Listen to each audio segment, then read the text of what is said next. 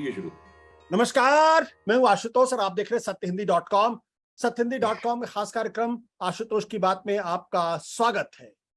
आज हम दरअसल एक बार लंबे समय के बाद रूबरू होंगे अभय कुमार दुबे जी से। अभय कुमार दुबे जी से, जिनसे हमने उत्तर प्रदेश के चुनाव के दौरान लंबी चौड़ी कई खंडों में बातचीत की थी। भारत की राजनीति को, उत्तर प्रदेश की राजनीति को समझने की उनसे कोशिश की थी। क्या कुछ हो रहा है पत्रकारी दृष्टि से नहीं, थोड़ा एकेडमिक पॉइंट ऑफ व्यू से भी। पिछले दिनों भी देश की राजनीति में काफी बदलाव, उलटफेर दिखाई पड़ रहे हैं। सबसे बड़ा बदलाव तो यही दिखाई पड़ रहा है जो बिहार के अंदर हुआ। नीतीश कुमार ने भारतीय जनता पार्टी छोड़ के आरजेडी के साथ चले गए और उसके बाद ऐसा लगता है जैसे विपक्ष के अंदर थोड़ी जान आ गई, थोड़ी हरकत हो गई। उधर कांग्रेस पार्टी में जो है ऐसा लगता है जैसे वो टूट के कगार में पहुंच गई। गुलाम नबी आजाद जैसे बड़े नेता ने पार्टी छोड़ दी है। आनंद शर्मा पार्टी छोड़ने के लिए तैयार दिखाई पड़ते हैं। मनीष तिवारी ने जिस तरीके के बयानबाजियां की, उससे भी लगता है कि कांग्रेस पार्टी में गुलाम नबी आजाद के पार्टी छोड़ने के बाद सिलसिला रुकने वाला नहीं है। उधर कांग्रेस पार्टी के अध्यक्ष का चुनाव होने वाला था, वो भी नहीं होने, वो भी फिलहाल कुछ समय के लिए रुक गया है। उधर भारतीय जनता पार्टी वो लगातार अपना विस्तार करती दिखाई पड़ रही है। हालांकि बिहार में उसको जरूर जबरदस्त तरीके से झटका लगा है, लेकिन झारखंड के अंदर एक नए तरीके का खेल शुरू हो गया। तो आखिर इस वक्त देश की राजनीति किस मकाम पे है? क्या वाकई में विपक्ष 2024 में एक नई शक्ल में खड़ा हो रहा है? क्या नीतीश कुमार उसमें जान फूंक सकते हैं, या फिर ये सब कुछ यूं ही चलता रहेगा मरीचिका के तरीके से? अंत में 2024 में शायद, जिसकी बहुत सारे लोग उम्मीद करते, वो ना हो। तो अभय जी, आपका बहुत बहुत स्वागत है। अभय जी, सबसे पहला तो मेरा सवाल यही है कि ये जो गुलाम नबी आजाद ने जो बम फोड़ दिया, ये कितनी बड़ी खबर आपके लिहाज से लगती है, और क्या वाकई में एक बार फिर कांग्रेस में टूटन या विभाजन की आहट आप देख रहे हैं? देखिए, मैं तो अरसे से इसकी प्रतीक्षा कर रहा था और जाहिर है कि इस तरह की बातों की भविष्यवाणी नहीं की जा सकती। मेरा बहुत दिनों से मानना था कि गुलाम नबी आजाद बहुत दिनों तक कांग्रेस में नहीं रहेंगे। वो कब कांग्रेस छोड़ेंगे, कैसे छोड़ेंगे, उनके छोड़ने का क्या असर होगा, वो कौन सा पैंतरा अख्तियार करेंगे, ये तो बातें नहीं कही जा सकती। हम लोग कोई ज्योतिषी तो है नहीं, लेकिन जिस तरह गुलाम नबी आजाद ने जिस मुकाम पर, यानी जिस क्षण कांग्रेस छोड़ी है, और जिस तरह का उन्होंने एक खत लिखा है, लंबा खत लिखा है, और जिसमें जिस तरह कांग्रेस के गांधी परिवार की और कांग्रेस के केंद्रीय नेतृत्व की उन्होंने बुरी तरह छीछा लेदर की है, उससे साफ जाहिर है कि वो कश्मीर में अपनी पार्टी बनाएंगे। और वो पार्टी या तो सीधे सीधे भाजपा के साथ में गठजोड़ करेगी या घुमा फिरा के भाजपा को ही लाभ पहुंचाने की कोशिश करेगी। भाजपा की कश्मीर में ये एक बहुत पुरानी रणनीति। आपको याद होगा, एक सज्जन थे शाह फैसल जी, जो कि आईएएस अफसर थे। जब वो एक कश्मीरी नौजवान जब आईएएस अफसर बना तो अखबारों में उसकी बड़ी वाहवाही हुई और हम सब लोगों ने तालियां बजाई। फिर उन्होंने एक इंजीनियर साहब थे, इनकी मुंह पे कालिख पोती गई थी, भाजपाइयों ने कालिख पोती थी विधानसभा में, याद है आपको? उनका पूरा नाम मैं भूल रहा हूँ, आगे नाम के आगे इंजीनियर लिखते थे वो। उनके साथ मिलकर उन्होंने एक पार्टी बना ली और उस पार्टी के जरिए वो कश्मीर की राजनीति में हस्तक्षेप करने लगे और उन्होंने यहाँ पे आईएएस से इस्तीफा दे दिया। फिर भाजपा ने धारा 370 का वो हिस्सा हटा दिया जिस हिस्से से भाजपा को तकलीफ थी, भाजपा का राष्ट्रवाद जिससे आहत महसूस करता था। उसके बाद शाह फैसल की जरूरत भाजपा को उस तरीके से समाप्त हो गई और फिर से वो आश्चर्यजनक तरीके से आईएएस में लौट आए। केंद्र सरकार ने कहा कि हमने तो उनका इस्तीफा स्वीकार ही नहीं किया था, आपने कभी सुना ऐसा? अब वो दोबारा केंद्र सरकार में सेक्रेटरी के तौर पर नियुक्त हो गए। इसका सीधा मतलब था कि वो भाजपा से मिले हुए थे, सब कुछ भाजपा के कहने पे हो रहा था। बीच में एक नकली नजरबंदी में भी रहे, मैं उसको नकली नजरबंदी कहता हूं, ताकि दिखाया जा सके कि ये भाजपा के विरोधी है। तो इस तरह की शक्तियां भारतीय जनता पार्टी घाटी की राजनीति को प्रभावित करने के लिए इस तरह के अपने प्यादों का इस्तेमाल करती रही है। मैं ये नहीं कह रहा हूं गुलाम नबी आजाद शाह फैसल के इस तरह के ही प्यादे हैं, मैं ये नहीं कह रहा हूं, लेकिन वो गुलाम नबी आजाद बहुत बड़े खिलाड़ी हैं, लोग तो उनके बारे में अच्छी तरह जानते ही हैं। भाजपा को अब लगता है कि वो अकेले दम पे घाटी की राजनीति में अपना दबदबा कायम नहीं कर सकती, तो उसे कोई ना कोई इस तरह का एक बड़ा नाम चाहिए जिसका इतिहास भारतीय जनता पार्टी और राष्ट्रीय स्वयंसेवक संघ का इतिहास ना हो, इसकी सेकुलर हिस्ट्री हो, और जिसकी तरफ घाटी के सुन्नी मुसलमान, मैं सुन्नी मुसलमान खास तौर से जोर दे रहा हूं, सुन्नी मुसलमानों आकर्षित हो सके और वो पीडीपी, नेशनल कॉन्फ्रेंस और इन सब लोगों का जो गुपकार अलायंस है वगैरह, इनकी जो राजनीति है, उस राजनीति से बहुत सारे मुसलमान वोटों को खींच सके। घाटी के एक हिस्से में शिया मुसलमान रहते हैं और भारतीय जनता पार्टी वहां बहुत पहले से काम कर रही है। तो उनके बीच में भारतीय जनता पार्टी की पैठ है उसमें है? लेकिन सुन्नी मुसलमानों में भाजपा की कोई पैठ नहीं है। तो मुझे लगता है कि गुलाम नबी आजाद वो भूमिका निभाने जा रहे हैं और उनके मित्र सैफुद्दीन सोज को आप सुनिए। सैफुद्दीन सोज ने साफ कहा है, मुझे तो आजाद साहब को लेकर बड़ी फिक्र हो रही है, कहीं उनके कदम डगमगा ना जाएं। सैफुद्दीन सोज साहब कह रहे हैं कहीं उनके कदम डगमगा ना जाएं। कांग्रेस एक इतना बड़ा सेकुलर महाज है, दूसरा महाज कम्युनिस्ट पार्टी है, लेकिन कम्युनिस्ट तो आगे नहीं बढ़ रहे हैं, कांग्रेस ही अब सबसे बड़ा महाज रह गया है। और मैं चाहता हूं कि वो अगर उन्हें संसद में जाना है तो मोदी जी तैयार बैठे हैं उन्हें संसद में लाने के लिए। तो इस तरह की सब बातें हो रही हैं और इस तरह की बातों में दम है। अगर गुलाम नबी आजाद सीधे सीधे भाजपा में चले जाएंगे तो भाजपा को उससे लाभ नहीं होगा, कम से कम कश्मीर घाटी में लाभ नहीं होगा। भाजपा से वो बाहर रहे, भाजपा से बाहर रह के अपनी राजनीतिक पेशबंदी करे, तभी भाजपा मुसलमान वोटों की दावेदार दूसरी जो स्थापित पार्टियां रही हैं उन स्थापित पार्टियों के एक वोटिंग आधार में गुलाम नबी आजाद के जरिए एक कटौती कर पाएगी। तो मैं ऐसे इस रूप में देखता हूं। अगर वो कश्मीर जा रहे हैं तो वो ज्यादा बड़ा संकट कांग्रेस के लिए नहीं है, लेकिन अगर उनकी अगुवाई में या उनके पीछे कुछ और लोग निकलते हैं जो अलग अलग राज्यों में कांग्रेस पार्टी को तोड़ने की कोशिश करते हैं या टूटने की कोशिश करते हैं, वो ज्यादा बड़ा चिंता का विषय। क्या आपको लगता है कि कांग्रेस में कई बार टूटन हो चुकी है, क्या इस बार उस टूटन की शुरुआत हो रही है जिसको बहुत लंबे समय से खुद कांग्रेस के अंदर महसूस किया जा रहा था? आशुतोष जी एक एक करके बात कर लेते हैं। आप आनंद शर्मा के बारे में बात कीजिए।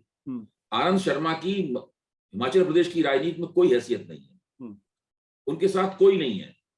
वो एक साधारण सा चुनाव अपने दम पे नहीं जीत सकते। वो सारे जीवन राज्यसभा के खिलाड़ी रहे हैं, आला कमान के मोहरे रहे हैं। आला कमान ने उनको जितना आगे बढ़ाया उतना वो आगे बढ़े और पिछले दिनों वो एक अच्छे सांसद के तौर पे वो उभरे भी। लेकिन हम सब उनके बारे में जानते हैं, उनकी कोई पकड़ नहीं है, ना कांग्रेस के संगठन में उनकी कोई पकड़ है। वो कभी भी हिमाचल प्रदेश में कांग्रेस के लोकप्रिय नेता नहीं रहे। आज अचानक वो अपने आप को वहां पे कांग्रेस के लोकप्रिय नेता का दावा होने का दावा कैसे करने लगे? तो वो तो मैं तो इस प्रकार की जो दावेदारियां हैं, मुझे नहीं लगता उससे राहुल गांधी और दूसरे लोग बेचैन होंगे। हाँ, जैसे कि राजस्थान में सचिन पायलट हैं। सचिन पायलट का अपना जनाधार है, इसलिए कांग्रेस ने कोशिश की कि वो कांग्रेस न छोड़ के जाए। और गहलोत से उनकी प्रतिद्वंदता के बावजूद जो खुली लड़ाई है गहलोत के साथ में, उस लड़ाई के बावजूद देखिए कांग्रेस आला कमान ने कोशिश की और सचिन पायलट आज भी कांग्रेस के अंदर हैं। ऐसा नहीं है कि वो छोड़ने के लिए उन्होंने ऐसा कोई बयान भी नहीं दिया जिससे हम उनके ऊपर कोई इस तरह का संदेह कर सकें। तो ये आनंद शर्मा और अब गुलाम नबी आजाद की अगर कोई भी वोट की राजनीति में अगर कुछ हैसियत है तो वो हैसियत थोड़ी बहुत कश्मीर घाटी में ही हो सकती, वो भी जम्मू में, वो भी जम्मू में। हाँ, वो जम्मू में, लेकिन वो एक मुस्लिम चेहरे हैं। वो कश्मीर घाटी के अंदर भी कुछ अपनी दावेदारियां कर सकते हैं। और भाजपा के पास है क्या वहां कश्मीर में? कुछ भी नहीं है, हम जानते हैं। आजकल जब से वहां पे कश्मीरी पंडितों की टारगेटेड किलिंग्स होनी शुरू हुई हैं, आतंकवादियों ने एक एक करके हत्याएं उनकी करनी शुरू की हैं, उसके बाद तो भाजपा की लोकप्रियता और भी ज्यादा वहां पे घट गई है। यहां तक देखा जाए कि भाजपा का जो कश्मीर प्रशासन है वो हर तरह से संकटग्रस्त है। उसके होने का तर्क, यानी धारा 370 का जो हिस्सा आपने हटाया और ये कहा कि कश्मीर भारत की मुख्य धार पे आ गया है, इस सबके ऊपर सवालिया निशान लगा हुआ है। ये वहां पर जो वहां के जो उपराज्यपाल महोदय हैं, वो उपराज्यपाल महोदय कितने अच्छम प्रशासक हैं, सब साफ दिखाई पड़ता है सबके सामने। भाजपा के जो रैना वगैरह दूसरे वहां के स्थानीय नेता हैं, जब वो टीवी में बोलते हैं कितना अविश्वसनीय लगते हैं। यहाँ तक कि खुद उनके चेहरे से लग रहा होता है कि भाई अब बताइए क्या करें, हम तो कुछ कर ही नहीं पा रहे हैं यहाँ पर। तो भाजपा की कश्मीर नीति पूरी तरीके से ध्वस्त हो चुकी है। उस नीति को अब गुलाम नबी आजाद के जरिए शायद भाजपा कुछ और दोबारा उसमें ताजगी लाने की कोशिश कर सकती है। इससे ज्यादा कुछ भाजपा के हाथ में कश्मीर के संदर्भ में है नहीं। बट लेकिन जिस तरीके से राहुल गांधी कांग्रेस के अध्यक्ष बनने को लेकर रिलक्टेंट दिखाई पड़ रहे हैं, और इस बात की बातें की जा रही कि अशोक गहलोत कांग्रेस के अध्यक्ष हो सकते हैं। क्या आपको लगता है कि राहुल को अध्यक्ष पद लेना चाहिए, और अगर वो नहीं लेते हैं तो क्या अशोक गहलोत एक उपयुक्त व्यक्ति हो सकते हैं कांग्रेस को आगे ले जाने के लिए? देखिए, मेरी राय तो हमेशा से इस मामले में बहुत सीधी रही है। मेरा मानना है कि राहुल गांधी को कांग्रेस का अध्यक्ष पद छोड़ना ही नहीं चाहिए था। उनको कांग्रेस का वो जो चुनाव हारे थे लोकसभा का, उस वक्त उन्हें अध्यक्ष पद, बहुत से लोग चुनाव हारते रहते हैं इस तरीके से, उन्हें अध्यक्ष पद नहीं छोड़ना चाहिए था। वो अगर अभी तक कांग्रेस के अध्यक्ष बने रहते तो आज कांग्रेस की स्थिति बहुत ज्यादा अच्छी होती जैसी है उसके बाद। पहली बात, मेरे ख्याल से आप भी मेरी इस बात को मानेंगे। दूसरी बात मैं ये कहना चाहता हूं कि वो अध्यक्ष न खुद बने न कोई और अध्यक्ष बन पाया। इसका सीधा कारण यह है कि प्रियंका, राहुल और सोनिया गांधी को कांग्रेस की सांगठनिक रणनीति के बारे में उनके बीच में आपसी मतभेद, और वो आपसी मतभेद कभी सामने नहीं आते, और उन आपसी मतभेदों के कारण कांग्रेस का आला कमान कमजोर लगातार होता गया है। न केवल कमजोर होता गया है, केंद्रीय नेतृत्व कांग्रेस का जो केंद्र, देखिए कोई भी पार्टी चलती कैसे है जी, इसमें कोई बहुत रॉकेट साइंस नहीं है इसको समझने के लिए। सीधी बात है, उस पार्टी का केंद्रीय नेतृत्व मजबूत होना चाहिए। जब केंद्रीय नेतृत्व मजबूत होता है तभी वो तय करता है कि पार्टी के भीतर जो सांगठनिक लोकतंत्र है वो किस तरीके से प्रोसेस होगा और किस मात्रा में होगा, किनको कितने लोकतांत्रिक अधिकार होंगे। और कांग्रेस में बहुत लंबे अरसे से गांधी परिवार ही उसका केंद्रीय नेतृत्व है। जब गांधी परिवार ही कमजोर है, जब नहीं हो पा रहा है, सोनिया गांधी बुजुर्ग हो चुकी हैं, वो बीमार भी हैं, तो जो राहुल गांधी मनमाने तरीके से अपना काम करते रहते हैं, प्रियंका गांधी भी मनमाने तरीके से अपना काम करती रहती हैं, और पंजाब जैसे फियास्को होते रहते हैं। भाई पंजाब में कांग्रेस की जो दुर्गति हुई, मैं ये नहीं कह रहा हूं कि अगर वो लोग अच्छे सही कदम उठाते तो कोई पंजाब में कांग्रेस चुनाव दोबारा जीत जाती है, ऐसा तो कोई भविष्यवाणी मैं कर नहीं सकता, लेकिन जैसा हुआ वैसा तो नहीं होता। कम से कम कुछ और होता, कांग्रेस के नतीजे बेहतर होते। लेकिन इन दोनों भाई बहनों ने मिलकर कांग्रेस को पंजाब में पूरी तरीके से तबाह कर दिया। जिस आदमी के ऊपर उन्होंने भरोसा किया था, पूर्व क्रिकेटर के ऊपर भरोसा किया था, उसकी आज क्या स्थिति है? वो जेल में पड़ा हुआ है, उसकी कोई किसी किस्म की कोई औकात नहीं है, ना कांग्रेसियों के बीच में उसकी कोई साख है, ना आम जनता में उसकी कोई साख है। खुद सब जितने भी कांग्रेस के प्यादे थे वहां पे, इनके सारे के सारे कितनी बुरी तरीके से चुनाव हारे। तो मैं समझता हूं कि कांग्रेस की जो दुर्गति है, उस दुर्गति का प्रमुख कारण गांधी परिवार के आपसी मतभेद हैं, और मतभेदों का मैं कारण भी जानता हूं, लेकिन वो कारण इस तरह के हैं जिन्हें सार्वजनिक मंच पर नहीं कहा जा सकता। बिल्कुल। तो आप इसका मतलब कांग्रेस जिस संभ्रम की स्थिति में है वो संभ्रम की स्थिति तो बनी रहेगी, और अगर बनी रहेगी तो कांग्रेस फिर नए सिरे से खड़ी कैसे होगी? नहीं, तो उनको जल्दी संभ्रम की स्थिति तोड़नी होगी। देखिए, ऐसा लगता है उन्होंने अपने आप को संबोधित कर लिया है, जैसे उन्होंने खुद अपने सामने अपने आप को ट्रांसमेंट ले गए हैं। ऐसा क्यों है? 2019 आप सोचिए, इतनी बड़ी पार्टी जिससे इतने ज्यादा राज्यों में राजनीति करनी है और केंद्रीय राजनीति भी करनी है, 2019 से उसके पास कोई अध्यक्ष नहीं है। अगर अभी भी ये अशोक गहलोत को ही अध्यक्ष बना देते हैं, अशोक गहलोत कुशल व्यक्ति हैं, संगठन की दृष्टि से भी, प्रशासन की दृष्टि से अशोक गहलोत को अध्यक्ष बना देते हैं, और तीनों माँ, बहन और भाई तीनों अशोक गहलोत की पीठ में मजबूती से अपना हाथ रखते हैं, उनका समर्थन करते हैं, तो कांग्रेस की स्थिति सुधरनी शुरू हो जाएगी। भाजपा की सरकार ने तो बहुत बड़ी बड़ी गलतियां की हैं। भाजपा की सरकार ने बहुत बड़ी बड़ी गलतियां की हैं। खराब सरकार चलाने में सरकार का कोई मिसाल नहीं है, लेकिन इसके बावजूद उसका कोई लाभ नहीं मिल पाता है कांग्रेस को। कांग्रेस भाजपा की गलतियों से लाभ उठाने में नाकाम है। बिल्कुल। कांग्रेस को उसकी अपनी जो शक्तियां हैं कांग्रेस की, यानी कांग्रेस के जो सकारात्मक पहलू हैं, उन सकारात्मक पहलुओं का ही विकास वो कर पाने में नाकाम है। बिल्कुल। अभय जी, ये अब 2024 के पहले कांग्रेस के लिए और विपक्ष के लिए जरूरी है कांग्रेस अपने पैरों पर खड़ी हो, लेकिन पिछले दिनों जो बिहार के अंदर जो डेवलपमेंट हुआ है, जिस तरीके से नीतीश कुमार ने बीजेपी का साथ छोड़ा, आरजेडी के साथ गए हैं और एक बड़ा अलायंस बनाने की कोशिश की है, क्या आपको लगता है कि नीतीश कुमार 2024 के लिए एक सूत्रधार हो सकते हैं सारे विपक्ष को एकजुट करने में? और इसी से जुड़ा हुआ जब मैं चाहूंगा उसका जवाब आप पहले दें, ये जो बिहार में जो घटनाक्रम हुआ है इसको आप किस नजर से देखते हैं?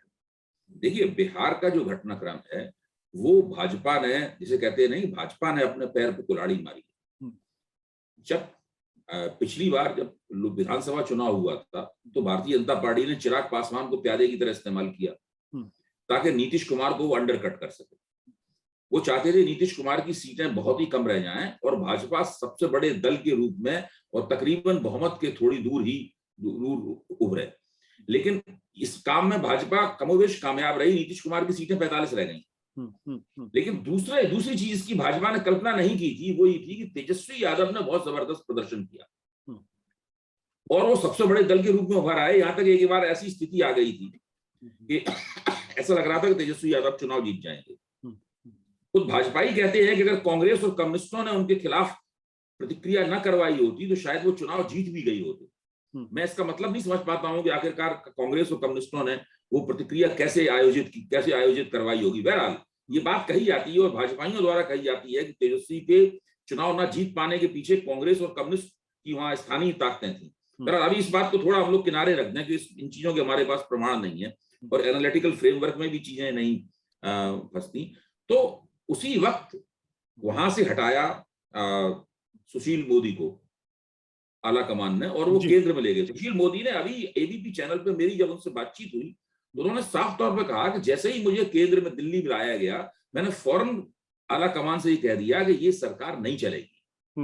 तो मैंने उससे कहा कि जब आप मानते थे कि ये सरकार नहीं चलेगी तो आपने कुछ ये भी सुझाव दिए होंगे, कोई चेकलिस्ट बनाई होगी कि भाई ये काम भाजपा को नहीं करना चाहिए या ये काम करना चाहिए ताकि ये सरकार चलती रहे। उन्होंने कहा नहीं, हमको आला कमान ने ये जिम्मेदारी नहीं दी थी कि हम बिहार के घटनाक्रम पे निगाह रखें। ये सुशील मोदी का कहना था। तो मैं कहना ये चाहता हूं कि भाजपा वालों को इस बात का एहसास था कि ये सरकार नहीं चलेगी। क्यों नहीं चलेगी? मैं मानता हूं भाजपा खुद ही नहीं चाहती थी कि ये सरकार चले।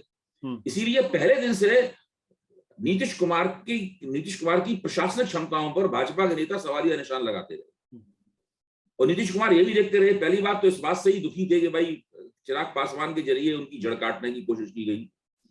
दूसरी बात, जब वो सरकार चलाने लगे, ये नरेंद्र मोदी ने फोन कर कहा कि आप ही मुख्यमंत्री बन जाइए, कि नरेंद्र मोदी को लगा कि 2024 में अगर नीतीश कुमार को मुख्यमंत्री नहीं बनाया तो स्त्रियों के वोट और अति पिछड़ों के वोट और अति दलितों के वोटों को शायद वो उतनी सफाई के साथ में और पूर्णता के साथ अपनी तरफ नहीं खींच पाएंगे। इसलिए उन्होंने खुद फोन करके कहा कि आप मुख्यमंत्री बन जाइए। नीतीश कुमार ने कहा था कि मैं मुख्यमंत्री बनने का इच्छुक नहीं हूं। लेकिन भाजपा के नेता लगातार ये करते रहे। फिर आरसीपी सिंह वाला प्रकरण हुआ। देखिए, आरसीपी सिंह नीतीश कुमार के पुराने आदमी हैं। नीतीश कुमार की सुशासन बाबू के रूप में जो छवि बनी है उसमें कुछ आरसीपी सिंह की भी भूमिका रही है। लेकिन आरसीपी सिंह को भाजपा ने अपनी तरफ फोड़ दिया और बिल्कुल इस बात ये स्पष्ट हो गया कि कभी भी उनको जनता दल जनता दल यूनाइटेड के विधायक दल का नेता चुनवा दिया जाएगा और नीतीश कुमार की राजनीति का अंतिम रूप से पटाक्षेप हो जाएगा। नीतीश कुमार ने इस बात को भांप लिया और इससे पहले कि भाजपा ये करती है, उन्होंने तेजस्वी के साथ मिलकर एक दांव खेला और भाजपा चारों खाने चित हो गई और वो फिर से मुख्यमंत्री बन गए। और आरसीपी सिंह का नाम कोई याद भी नहीं करता, वरना पहले तो उनके नाम के डबल 3 कॉलम की खबरें अखबारों में छपने लगी थी। तो मैं कहना ही चाहता हूं कि नीतीश कुमार ने अपनी राजनीतिक चतुराई का परिचय दिया, बचाव की कार्रवाई की। मैं इसको पलटी मार बिल्कुल नहीं मानता हूं। मैं मानता हूं कि उन्होंने बचाव की कार्रवाई की जो हर नेता को इस बात का हक है। उनके साथ पहले भी भीतरघात हुआ था और दोबारा ये अंतिम भीतरघात करने की कोशिश की जा रही थी। पहले भीतरघात को वो रोक नहीं पाए, लेकिन दूसरे भीतरघात का उन्होंने करारा जवाब दिया। और अब भाजपा की समझ में नहीं आ रहा है कि क्या करें, क्योंकि नीतीश कुमार ने जिस तरीके, देखिए अगर इन्होंने 1.5 साल तक सरकार चला ली महागठबंधन, कोई ज्यादा गड़बड़ी इसमें नहीं हुई, तो अगला विधानसभा चुनाव ये लोग मजबूती के साथ जीतेंगे। 2015 से भी ज्यादा बड़ा बहुमत प्राप्त होगा इनको। और लोकसभा चुनाव में भी नरेंद्र मोदी को उस तरीके से कामयाबी नहीं मिलेगी जिस तरीके से 2019 में प्राप्त हुई थी। तो मैं समझता हूं कि बिहार के स्तर की राजनीति में अगर ये लोग सरकार चला पाएगी, अगर बहुत बड़ा अगर है, क्योंकि अगर मान लो राष्ट्रीय जनता दल का जो जनाधार है उसने उत्पाद ज्यादा करना शुरू कर दिया तो तमाम मुश्किलें खड़ी हो सकती हैं। क्योंकि जब आप विपक्ष में होते हैं तो आपकी प्राथमिकताएं अलग होती हैं और लेकिन जब आप सत्ता में होते हैं तो फिर आपकी प्राथमिकताएं भिन्न होती हैं। तो इस बात पे एक कड़ी निगाह रखनी पड़ेगी और तेजस्वी और नीतीश दोनों को ही सावधानी से चलना होगा ताकि वो इस सरकार को ठीक से चलाएं। और जब ठीक से चलाएंगे तो उसका राजनीतिक लाभ उन्हें मिलेगा, नहीं चला पाए तो राजनीतिक लाभ नहीं मिलेगा। तो क्या यह माना जाए कि नीतीश कुमार 2024 के लिए पिवट साबित हो सकते हैं पूरे विपक्ष के लिए? और ये जो बिहार का घटनाक्रम है, ये विपक्ष के अंदर एक उम्मीद पैदा कर सकता है। बिहार का जो सामाजिक समीकरण है इतना मजबूत है कि वो न केवल विधानसभा चुनाव में बल्कि लोकसभा चुनाव में भी मोदी को सफलता से चुनौती देगा। ये उत्तर प्रदेश का सपा बसपा गठबंधन नहीं है। उत्तर प्रदेश का सपा बसपा गठबंधन कुछ और चीज है। वहां पे भाजपा की छवि अलग तरह की। भाजपा में उत्तर प्रदेश में ब्राह्मण बनिया पार्टी नहीं रह गई है, लेकिन बिहार में भाजपा अभी भी ब्राह्मण बनिया पार्टी, अभी भी ऊंची जातियों की पार्टी। और बिहार में ऊंची जातियों की संख्यात्मक उपस्थिति कमजोर है। उत्तर प्रदेश में ऊंची जातियों की संख्यात्मक उपस्थिति तकरीबन 30-35% तक चली जाती है। बिहार में बहुत कमजोर है। बिहार में उन्हें नीतीश कुमार चाहिए ही चाहिए। जैसे एक भाजपा के प्रवक्ता ने ये कहा, जो अपने आप को पत्रकार भी कहते हैं, उन्होंने कहा कि भाई नीतीश कुमार वो धड़ थे जिस पे भाजपा अपना चेहरा रखती, अपना सिर रखती। अब वो धड़ पीछे से हट गया तो अब वो चेहरा अलग हो गया। ये इस तरह की बात। तो वो ये बात है वहां पर। तो बिहार की स्थिति उत्तर प्रदेश से भिन्न है।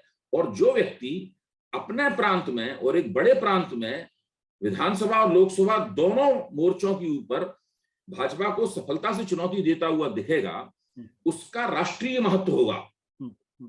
उसके इर्द गिर्द बहुत सारी एकताओं की संभावनाएं खुलेंगी। अब ये किस रूप में खुलेंगी, कैसे खुलेंगी, वो मंच कैसे बनेगा, ये सब भविष्य के गर्भ में है। वो इस पे भी निर्भर करता है कि कांग्रेस अपने आप को कैसे सुधारती है। भाई कांग्रेस अपने आप, अपने आला कमान को दुरुस्त नहीं करेगी, अपने केंद्रीय नेतृत्व को सुपरिभाषित नहीं करेगी, संगठन का कील कांटा दुरुस्त नहीं करेगी, तो उसके ग्राफ में लगातार गिरावट होती जाएगी। तो आपके कहने का मतलब ये कि नीतीश कुमार वो धुरी साबित हो सकते हैं विपक्षी एकता को लेकर, जो या नीतीश कुमार वो शख्स है जिसकी तलाश विपक्ष को अब तक थी और नहीं मिल पा रही थी। कभी ममता बनर्जी खड़ी होने की कोशिश करती हैं, कभी शरद पवार के बारे में चर्चा की जाती है, कभी केसीआर के बारे में चर्चा की जाती है, और इन्होंने कोशिशें भी की विपक्ष को जोड़ने की, मीटिंग्स करने की कोशिश भी की, लेकिन वो सफल नहीं हो पाई। वापस अपने अपने राज्यों के अंदर चले गए। तो क्या नीतीश कुमार आपने लिए हैं जी, जितने नाम अभी अपने लिए हैं वो अपने अपने राज्यों में बहुत सफल नेता हैं। और मैं ये भी मानता हूँ कि ममता बनर्जी लोकसभा चुनाव में भी बड़ी करारी टक्कर देंगी मोदी को। मैं नहीं मानता हूँ कि वो भाजपा वहां आसानी से उन्हें लोकसभा चुनाव पश्चिम बंगाल में जीत जाएगी। वहां पिछली बार भी भाजपा ने जो 17-18 सीटें जीती थी, उसके बावजूद ज्यादा सीटें तृणमूल कांग्रेस ने जीती थी। और इस बार तृणमूल कांग्रेस और भी ज्यादा सीटें जीत सकती है। तो ये सभी बहुत सफल और वैसे नेता हैं, इनमें कोई शक नहीं है। लेकिन नीतीश कुमार की स्थिति इनसे थोड़ी सी बेहतर है। विपक्ष की धुरी बनने के मामले में नीतीश कुमार की स्थिति उनसे थोड़ी सी बेहतर है। अगर नीतीश कुमार ने बिहार की जमीन पर जो सफलता मिल सकती है उसको कायम रखा, तो वो राष्ट्रीय स्तर पर बड़े प्रभावी साबित होंगे और इन नेताओं के मुकाबले ज्यादा प्रभावी साबित होंगे। और ये बात जल्दी ही लोगों की समझ में भी आ जाएगी। तो क्या वो प्रधानमंत्री पद के उम्मीदवार हो सकते हैं विपक्ष की तरफ से? ये देखिए, अभी इस पर न चर्चा होनी चाहिए और न ये चर्चा उचित नहीं है अभी इस तरह की चर्चा करना। अगर हम इस तरह की चर्चा करेंगे तो इसका मतलब ये है कि हमारा दिमाग अभी 90 के दशक में फंसा हुआ है। भाई 90 के दशक की परिस्थिति क्या थी? 90 के दशक में कांग्रेस में गिरावट हो रही थी। भाजपा उस गिरावट को, उस शून्य को भरने के लिए तैयार नहीं थी, उसकी इतनी हैसियत नहीं थी। इसलिए बहुत सारे प्रांतों के नेता जो थे उनकी चर्चा चलती रहती थी कि वो मुख्यमंत्री प्रधानमंत्री बन सकते हैं, वो बन सकते हैं प्रधानमंत्री, और बने भी। देवगौड़ा प्रधानमंत्री बने, इंद्र कुमार गुजराल प्रधानमंत्री बने, ज्योति बसु की प्रधानमंत्री बनने की चर्चा हुई, मुलायम सिंह की प्रधानमंत्री बनने की चर्चा हुई। बताया गया है कि लालू यादव किंग मेकर हैं, वो बनाएंगे, वो प्रधानमंत्री बनेगा। इस तरह की बातें हुआ करती थी। आज इस तरह की बातों की कोई गुंजाइश नहीं है। कांग्रेस का ग्राफ नीचे जा चुका है, लेकिन भाजपा का ग्राफ बहुत ऊपर जा चुका है। तो अभी इस तरह की चर्चा नहीं करनी चाहिए। अभी इसके लिए ये चर्चा कम से कम 1.5 साल पहले हो रही है। क्या ये जिस तरीके से पिछले दिनों आम आदमी पार्टी और अरविंद केजरीवाल ने नरेंद्र मोदी के ऊपर अटैक करना शुरू किया है, और जिस तरीके से गुजरात को फोकस में लाकर ये प्रोजेक्ट करने की कोशिश की जा रही है कि दरअसल आम आदमी पार्टी गुजरात के अंदर एक तीसरा कोण बन सकते हैं और वहां बड़ी कामयाबी भी कर सकते हैं, आपको क्या लगता है? आपको आप कितनी गंभीरता से इस पूरे जो केजरीवाल बनाम मोदी करने की कोशिश की जा रही है उसको देखते हैं? देखिए, आप देखिए कि नरेंद्र मोदी गुजरात मॉडल के इर्द गिर्द अपना प्रचार चला के उन्होंने सारे देश में अपनी छवि बनाई। अरविंद केजरीवाल का मानना है कि दिल्ली का एक मॉडल है, और मैं भी मानता हूं कि दिल्ली का एक मॉडल है। दिल्ली के इस मॉडल के प्रति देश के विभिन्न हिस्सों में एक आकर्षण है। अब आपके पास संसाधन कितने हैं, आपके पास संगठन कितना बड़ा है, उसमें बहुत सारे कई फैक्टर हैं। आप देखिए, कम से कम 2 घटनाओं का मैं आपके सामने जिक्र करूंगा। उससे लगता है कि अरविंद केजरीवाल के पास वो रणनीतिक दिमाग है कि वो भाजपा की बहुत सारी चालों का जवाब दे सकें और बाजी को पलट भी सकें। देखिए, सबसे पहले मोदी ने हमला शुरू किया फ्री बीज के सवाल पे, रेवड़ियों के सवाल पे। उसका किस विपक्षी नेता ने मुकाबला किया? केवल अरविंद केजरीवाल ने उसका मुकाबला किया, और वो मुकाबला इतना सक्षम और प्रभावी मुकाबला था, प्रभावी जवाब था कि वित्त मंत्री से लेकर तमाम भाजपाइयों को उसकी सफाई देनी पड़ी। उन्हें कहना पड़ा कि स्वास्थ्य और शिक्षा, जब प्रधानमंत्री ये कह रहे हैं तो वो फ्री बीज में स्वास्थ्य और शिक्षा नहीं आता, उसका जवाब देना पड़ा। अब आप देखिए, आबकारी नीति को लेकर इन्होंने हमला किया और बहुत जबरदस्त हमला किया। जन्माष्टमी के दिन हमला हुआ, मुझे ऐसा लग रहा था कि 24 घंटे के अंदर आम आदमी पार्टी की सरकार को तबाह कर देंगे। स्वास्थ्य मंत्री को जेल में डाल रखा है, शिक्षा मंत्री को भी जेल में डाल देंगे, और बार बार कह रहे थे 2 विकेट गिर चुके हैं, तीसरा विकेट गिरना बाकी है। यानी एक को हमने जेल में डाल दिया है, एक को जेल में डालने जा रहे हैं, और तीसरे अरविंद केजरीवाल है, तीसरा नंबर उनका है। सब लोग यही तो कह रहे थे जी। आज 8 दिन हो चुके हैं उस घटना को, 8 दिन हो चुके हैं। इस वक्त राजनीतिक विमर्श की स्थिति क्या है? कोई भी व्यक्ति आबकारी नीति के बारे में नहीं बोल रहा है। सबसे पहले उन्होंने न्यूयॉर्क टाइम्स की खबर दिखाई, भाजपा ने कहा ये तो विज्ञापन है। भाजपा की बात गलत साबित हुई। ये न्यूयॉर्क टाइम्स ने खुद ही खंडन कर दिया कि ये विज्ञापन नहीं है। खलीज टाइम्स उसके साथ बंदोबस्त के तहत उसमें छपी थी। तो ये साबित हुआ कि जो दिल्ली का शिक्षा का मॉडल है, उसका न्यूयॉर्क टाइम्स में उसकी प्रशंसात्मक खबर प्रकाशित हुई थी। भाजपा उस बहस में फंस गई। वो शिक्षा के मॉडल बनाम आबकारी नीति पे जो उनका हमला था, उसमें भाजपा फंस गई। उसके बाद में उन्होंने कहा कि तो ऑपरेशन लोटस चला रहे थे। उन्होंने न केवल ये आरोप लगाया, बल्कि उन्होंने उसके लिए उसके इर्द गिर्द एक राजनीतिक पेशबंदी शुरू कर दी। 2-3 दिन तक हालत ये हुई कि भाजपा के बारे में कोई चर्चा ही नहीं कर रहा था टीवी पर और मीडिया में। सारा जो बस था, सारी चर्चा जो थी, वो इस बात पे थी कि आम आदमी पार्टी क्या कर रही है, वो किस तरह अपने विधायकों को गोलबंद कर रही है। भाजपा पीछे हो गई। आम आदमी पार्टी पहले राजघाट पहुंची, भाजपा वाले पीछे पीछे पहुंचे अपना गंगा जल लेकर। तो पहलकदमी सारी की सारी इन लोगों ने, मैं कहता हूं कि जो पॉलिटिकल मैन्यूवरिंग है, टेक्निकल मैन्यूवरिंग है, ये घटना उसका एक नायाब उदाहरण है। इस बात को समझना चाहिए और दूसरे नेताओं को भी सबक लेना चाहिए। सही है, आम आदमी पार्टी देश की बहुत सी पार्टियों के मुकाबले छोटी है। अभी उसने पंजाब में जीत हासिल की है, दिल्ली एक बहुत छोटी जगह पे है, और खासतौर से दिल्ली शहरी है, पूरी तरीके से अर्बन इलाका है दिल्ली। लेकिन इसके बावजूद भी जहां तक रणनीतिक चतुराई का सवाल है, रणनीतिक खूबियों का सवाल है, उसमें आम आदमी पार्टी और उसके नेता दूसरे कई अनुभवी और पुराने विपक्षी दलों से आगे नजर आते। बिल्कुल। तो ये जो इसका असर आप गुजरात में देखते हैं क्या? क्योंकि वो अप्रत्याशित जीत में जो कन्वर्ट मेरे पास वहां की बहुत पक्की खबर नहीं है। मैं इस बात को स्वीकार करूंगा कि गुजरात में पक्की खबर नहीं है, लेकिन वहां एक बात तो है कि वहां पर खुद भाजपा के आला कमान को गुजरात में भाजपा की जो स्थिति है उसको लेकर बहुत विश्वास नहीं है।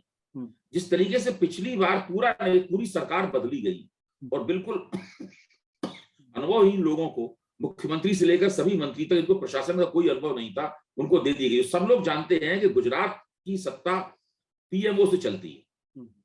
गुजरात की सत्ता प्रधानमंत्री, पहले की सरकार की भी चलती थी, लेकिन वो कम से कम वरिष्ठ अनुभवी नेता थे, इसलिए बात छिपी रहती थी। अब तो बात वो उस तरह का आवरण भी हट गया है। तो सीधे सीधे पीएमओ में गुजरात डेस्क है, वहां से पूरी की पूरी सत्ता गुजरात की चलती है। तो गुजरात की भाजपा अंदर से कहीं भाजपा को लगता है कि गुजरात में कुछ गड़बड़ हो सकता है। अब वो जो गड़बड़ हो सकती है, उस गड़बड़ का लाभ किसको मिलेगा? कांग्रेस को मिलेगा लाभ, या किसी गैर कांग्रेस शक्ति को उसका लाभ मिलेगा? अगर कांग्रेस उस लाभ को नहीं उठा पाई तो कोई गैर कांग्रेस शक्ति उसको लाभ उठाएगी। उसके लिए आम आदमी पार्टी वहां पर कोशिश कर रही है। बिल्कुल। कितना लाभ मिलेगा, क्या लाभ मिलेगा, ये कोई कुछ नहीं कर सकता। बिल्कुल। जो बात आप कह रहे हैं वो बहुत दिलचस्प बात है। अभी भी कम से कम लोकसभा का चुनाव तकरीबन 2.25 साल दूर है। राजनीति पे बहुत कुछ बदलता है और बहुत कुछ बदल भी सकता है। ऐसे में क्या कुछ होगा ये तो भविष्य के गर्भ में। लेकिन बहुत बहुत शुक्रिया अभय जी इस पूरी बातचीत के लिए और हमारे दर्शकों के सामने जो राष्ट्रीय परिदृश्य है उसका खाका खींचने के लिए। Thank you sir, thank you so much. सत्य हिंदी का ऐप डाउनलोड करें गूगल प्ले स्टोर पर।